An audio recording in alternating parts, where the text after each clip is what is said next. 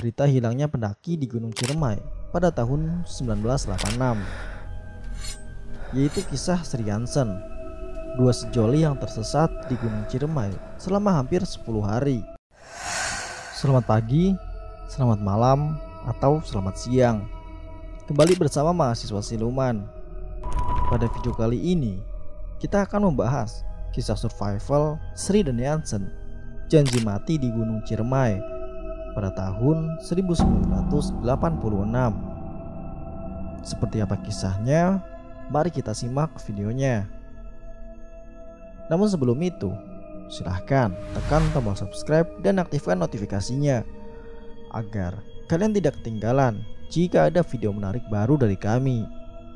Gunakan earphone-mu, cari posisi nyaman, dan selamat mendengarkan.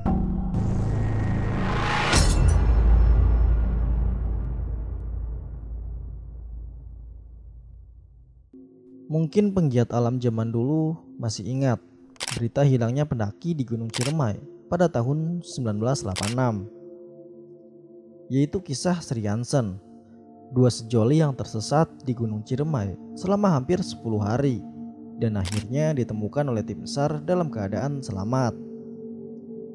Sri Hansen tersesat di Gunung Ciremai dengan perbekalan dan perlengkapan pendakian yang minim. Mereka berhasil bertahan hidup dengan memakan tanaman dan dedaunan yang ada di Gunung Ciremai. Penyebab Sri Hansen tersesat dikarenakan kecerobohan mereka sendiri. Namun di samping itu, kisah mereka menyimpan sisi romantisnya tersendiri. Janji mati di Gunung Ciremai. Mendaki tanpa izin dan bekal lengkap, kedua remaja itu akhirnya tersesat. Nyaris disambar elang karena dikira sudah mati. Kasus Sri Hansen mencatat prestasi gemilang dalam sejarah SAR gunung di Indonesia. Sri Haryanti dan Hansen bersama 12 pria remaja mulai mendaki Gunung Ciremai pada 5 September 1986. Semuanya bergabung dalam Pepala Libels, pelajar pecinta alam atau Klub Pencinta Alam SMA Negeri 15 Jakarta Utara yang baru didirikan 6 bulan sebelumnya. Perlengkapan mereka memang agak kedodoran. Bekal yang dibawa hanya beberapa roti, permen, dan air mineral ala kadarnya. Hansen sudah pernah mendaki Gunung Salak, Gede, dan Pangrango. Sedangkan Sri, setahun lebih muda, pernah memanjat Gunung Salak dan Gunung Putri. Pukul 8 esok harinya mereka sampai di puncak. Setelah beristirahat dan berfoto bersama, Sri dan Hansen ngeloyor untuk mencari bunga edelweiss dan daun cantigi. Itulah awal ketersesatan mereka. Setelah melewati malam pertama, Sri nyaris nekat di bibir sebuah jurang. Ia berniat melompat. Kalau selamat ya selamat, kalau harus mati ya kita mati bersama. Demikian tutur Hansen menirukan ucapan Sri ketika itu. Hansen berusaha menyabarkan, tetapi ketika menyusuri tebing yang lain, tak lama kemudian Sri betul-betul terjun ke sebuah jurang sedalam 15 meter karena terpeleset. Sambil terisak kebingungan, Hansen berusaha turun, menggayut dari akar ke akar. Ia mendapatkan Sri pingsan dalam posisi terlungkup. Ketika dibalik, pada dahinya sebelah kanan terdapat luka cukup besar yang memancarkan darah segar. Untuk beberapa kejap, ia tak tahu harus berbuat apa kecuali meratap. Akhirnya, luka itu ia taburi dengan bubuk kopi yang tersisa untuk menghentikan pendarahan. Setelah Sri sadar, keduanya bertangisan di perut jurang yang sepi itu. Kalau kita harus mati, kita mati bersama. Begitu mereka memadu janji pada saat gawat itu. Hansen sendiri sudah 2 hari mencret. Kadang kotorannya bercampur darah. Sejak minum di sebuah kubangan di sungai kering yang mereka temukan dalam kesesatan itu. Perutnya selalu mulas. Bila malam tiba, kedua putri itu mencari tempat bernaung di antara berbatuan atau di bawah pohon. Setiap malam, harapan tumbuh kembali, sebab di kejauhan mereka melihat kelap-kelip lampu. Setiap menjelang dan bangun tidur, keduanya tak lupa memanjatkan doa. Tapi anehnya, tidak timbul rasa takut secuil pun dalam hati mereka. Tak pernah pula mereka bersua dengan binatang buas atau hantu di Gunung Ciremai. Sesekali Sri dan Yansen berpapasan dengan kera, burung gagak, atau elang. Selama 2 hari terakhir dari ketersesatan 10 hari itu, keduanya sudah tidak mampu berjalan.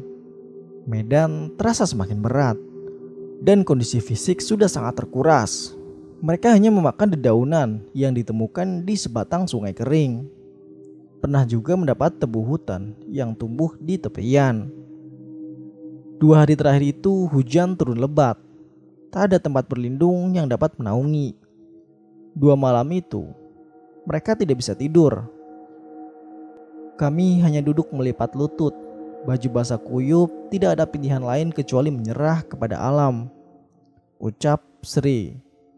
Kadang-kadang terdengar suara pesawat terbang. Lalu mereka membuka baju dan melambai-lambai tanpa guna. Pada 15 September 1986, mereka ditemukan oleh 4 orang polisi hutan. Tubuh penuh luka, pakaian sobek semua. Dan petang itu mereka mendengar suara memanggil. Sri, Yansen. Mula-mula mereka menduga suara itu khayal. Setelah berulang-ulang, barulah timbul rasa senang. Sri yang suaranya lebih keras lalu menyahut. 4 hari keduanya dirawat di Rumah Sakit Gunung Jati Cirebon, sekitar 50 km dari tempat kejadian sebelum dipulangkan ke Jakarta. Selamat dari musibah ini sudah menunggu musibah yang lain. Semua yang ikut memanjat gunung itu dihukum oleh sekolah, diskors selama 2 minggu karena mereka pergi tanpa izin. Tak lama kemudian, keduanya diundang untuk menuturkan pengalamannya di depan mahasiswa pecinta alam FTUI. Juni 1987. Mereka juga diminta melakukan hal yang sama oleh Yayasan Kesejahteraan Anak Indonesia di Erasmus Swiss, Jakarta. Meski menjalani pengalaman demikian pahit, keduanya ternyata tidak kapok mendaki gunung. Cuma, mereka belajar lebih takat kepada orang tua. Soalnya, dulu itu ketika ia akan mendaki Ciremai, ia memang berbohong kepada orang tuanya. Ia mengatakan hendak pergi ke Bandung. Untuk Sri, peristiwa itu lebih mendekatkan saya kepada Tuhan. Katanya, ketika tersesat, anak kedua dari 8 bersaudara ini setiap hari membaca surat Yasin dan ayat kursi, dan juga bernazar puasa 3 hari kalau ditemukan, yang segera dilakukan begitu kondisi fisiknya mengizinkan.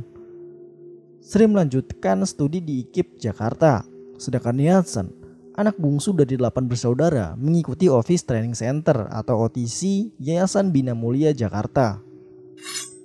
Jadi begitulah kisah survival Sri dan Yansen, janji maut di Gunung Ciremai 1986.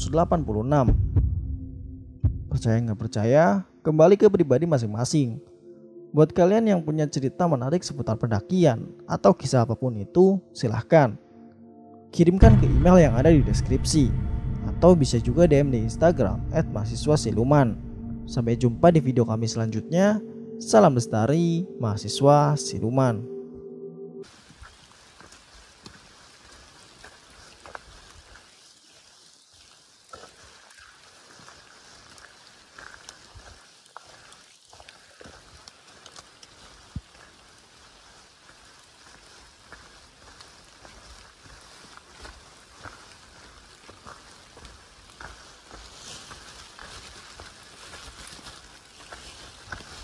Anjir robek.